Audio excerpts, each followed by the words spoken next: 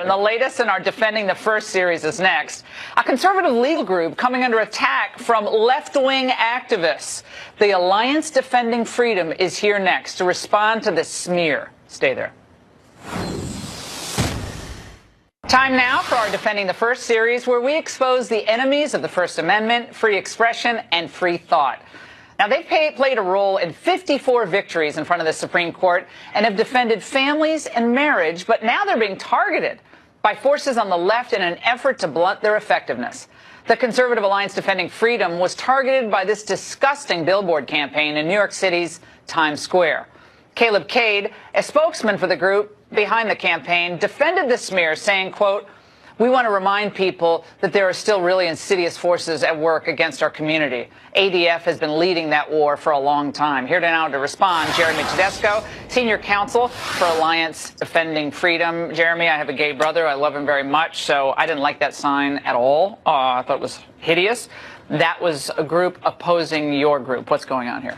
Well, look, ADF, the sign's preposterous. ADF is the most successful, respected Supreme Court advocate in the country on First Amendment rights. We've won 9 cases in the last 7 years in front of the U.S. Supreme Court. And that's really only a snapshot of our work. We've also won 400 victories on college campuses, protecting students' free speech rights on campus. We defend churches all the time against discriminatory policies that exclude them from benefits and programs simply because they're religious churches, religious institutions. And so our work is broad in scope. We do a lot of great work. We protect everybody's freedom. So your point in the cases involving the gay movement would be religious freedom cases? Is that right? Yeah, those are religious freedom. They're really compelled speech cases. And, you know, their ad is completely misrepresents everything our cases are about. But it's incendiary. They want to get people's attention, and look, they got mine. Right. And our clients serve everyone. So the people we represent in those cases are creative professional clients. They serve everyone. They just can't create art promoting every message.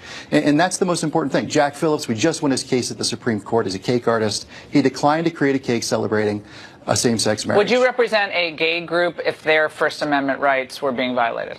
Well, absolutely. We support the rights of everybody. Our wins are wins for everybody. They should know that. Because, well, when we have represented gay clients, but we represent people from all faiths as well. And so it's really important to understand that when we win cases, we win them for everybody. The free speech and free exercise and conscience rights we protect are rights that we all benefit from.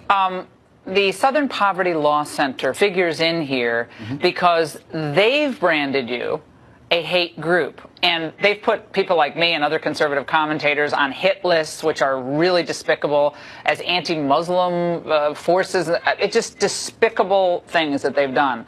And people hear Southern Poverty Law Center, they think, oh, that's the gold standard of civil rights organizations. And I think, sadly, that's not true. But I want to put up a graphic.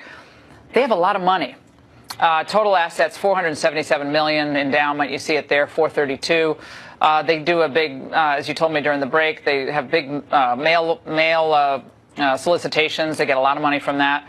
But how are they involved here? Well, this group, the Citizens for Transparency, actually a very secretive group. You really can't find anything about them. That put up the sign. Right, that put up the sign. They're just parroting the Southern Poverty Law Center's misinformation about us. The Southern Poverty Law Center has been discredited for decades by investigative journalists, charity watchdogs, commentators. What they do is they attack people who disagree with their far left. Conservatives. It's an attempt to intimidate people. Absolutely. From expressing themselves. Like, we want more speech in this country. I like the fact that we have a First Amendment for people of all backgrounds, political backgrounds, religious, sexual orientation. Have your voice. Respect each other in your conversation. But the idea of intimidating people, especially, I know they're not going to intimidate you. You guys have had a pretty darn good record at the court. They're not. And what we'd like this group to do is come out of the woodwork. Let's have a conversation. Let's debate the issues. Don't hide behind secrecy. Don't be anonymous. Come out and let's have a debate about the issues. We're happy to do that. Well, it's great to have you on. Thanks so much, Jeremy.